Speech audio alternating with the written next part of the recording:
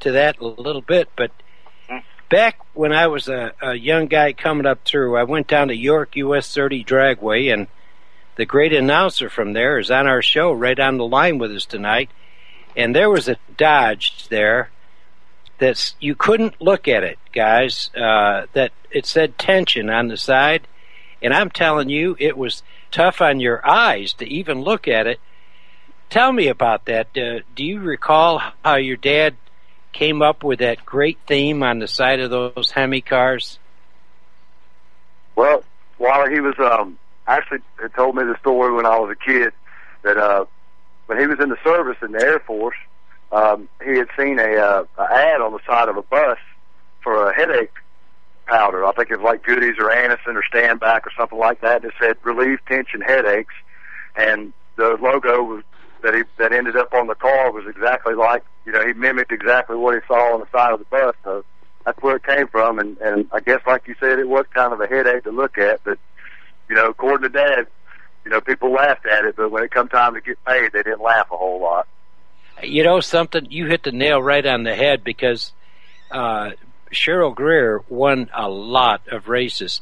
I'll tell you what, there wasn't any laughing. It was, I swear that I think it was an advantage if somebody was dumb enough to look over while they were staging. It could have spooked them out a little bit, Yeah, I've got the same thing on my car now, just to tribute to Dad. Do you really? Logo. Yep, sure do. Just put it on there last year. That's super. That's super, and Brian. He also won that fan that's got it on his car. And I also want to add that I think the first time out with the logo, he also won the race too, if I ain't mistaken. Is that right, big brother? Yeah, I sure did, and I ended up winning a Super Chevy with it too. I was going to say, back when you had the Camaro, I saw you go by, and I saw a small thing on there, but I was talking to my good friend Matt Stambaugh today, and he said Brian Greer is one heck of a funny car racer. Mm-hmm. And Matt's a nice young fella like you, and I guess you guys have touched it off a couple of times, Brian. Well, I certainly do appreciate the comments. Never really got to go as far as I'd like to go, because I learned a long time ago it's cubic dollars, not cubic inches. So, but we still have the alcohol car and everything, and Van and I also have Dad's car, and we're trying to decide whether or not we're going to try to do some kind of match racing and exhibition with the nostalgia stuff. But it was certainly a lot of fun, and probably the coolest experience I can recall running the funny car was getting the opportunity to go and represent the IHRA in America in Aruba, and Dad and I went over there, and I think Dad had a lot more confidence in my driving abilities than I did, because he had sent me on a couple of hairy rides. I'll never forget going to Rockingham one year and had an equalized tire in the back when we were going up to run, and nobody was getting down the track, and Dad said, if you just get it from point A to B, it's going to shake, and so I've got a back tire going flat, and I'm thinking, he's going to make me abort the run, but he sent me out there, and man, about 300 foot, that thing shook so hard, everything went black, and it went left and right. I crossed hands about 4 or 5 times, and I think we ended up running like a 6:15, about 2:22, and by the time I made the turn off, the header was dragging the ground where the tire was flat. So that was my first and last experience doing that, but we did get the qualifier money, so he knew what he was doing, I guess. You know what? That's a sign of an old pro, and I know with you and Van growing up, the obvious question that I know that everybody wants to hear, what's it like to grow up the son of a Nitro Funny Car world champion, a man that Jeff Gilder, when he and I first met, and he's a King, as he told you guys earlier, he's a Kingsport, Tennessee guy. But the first thing I asked Jeff, I said, Jeff, do you know Cheryl Greer? And Jeff talked about how his father even followed Cheryl Greer. Cheryl was a legend. What was it like growing up with Dad? Well, I didn't know any different. I thought everybody had a funny car. Well, I thought, but yeah, it was wonderful. It was a vacation every weekend. It was a working vacation, but we had a ball. In other words, you guys, Cheryl got you involved when you were young, Van? When you were just young kids, he got you out there? With him. Yeah, we went to, I remember, best race I remember we did, we went to the Gateway Nationals in St. Louis. I think it was 76.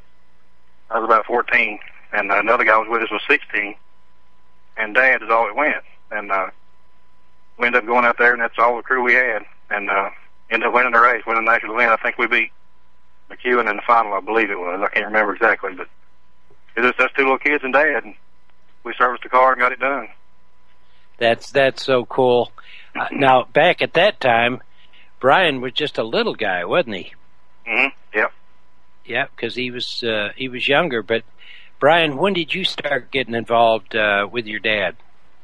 Well, I used to hang around the shop. I think my first job was probably just polishing and cleaning parts, and I used to get in the car and pretend I was driving it. I think my first real fond memory was, you know, whenever I'd go racing with Dad, I would sit in his lap after we towed the car back after a run, and he let me steer it back, and he showed me where all the controls and everything were, and taught me how to do it. And I asked a lot of questions.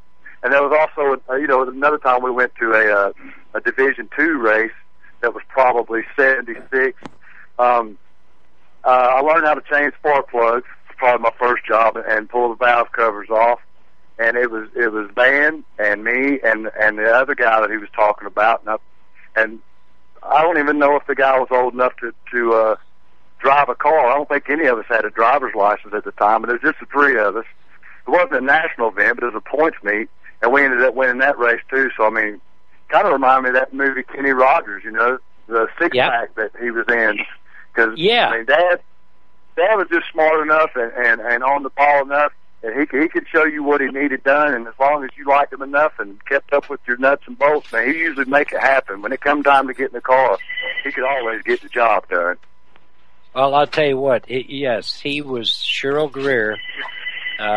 No doubt about it. One of the best nitro drivers I ever saw. In fact, a friend of mine the other day said, "You know, John Force reminds me of Cheryl Greer. He's going A to B. If the car's on fire or if it's raining out, he'll still go to the other end." And that's a nice compliment for somebody to throw, you know. And absolutely. What is it about you guys in Tennessee? Gordy Faust is one of the smartest guys I ever met in my life, and here we got Cheryl Greer and these two great sons that come right along and pick right up on it. There must be something in the water up there. I told Gilder that because Jeff's a oval track champion, motorcycle champion, and there must be something in that water up in Kingsport. Yeah, that's got to be it. God, I swear. They say it's where the moon comes over the mountain in gallon jugs, but we don't know about that. You don't know it. Yeah, you wouldn't know about that, Brian. I know.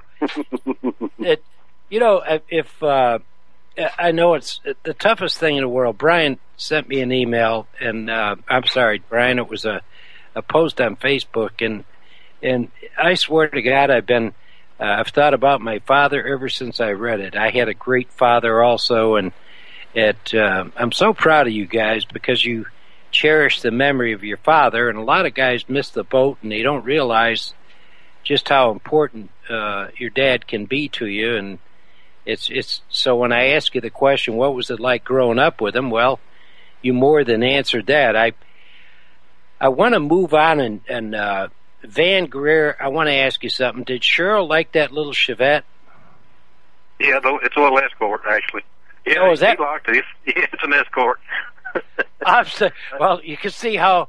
You see, I'm losing that now. You can see that. I took all the emblems off. It's got a Chevrolet motor in it. Okay. It is actually an Escort.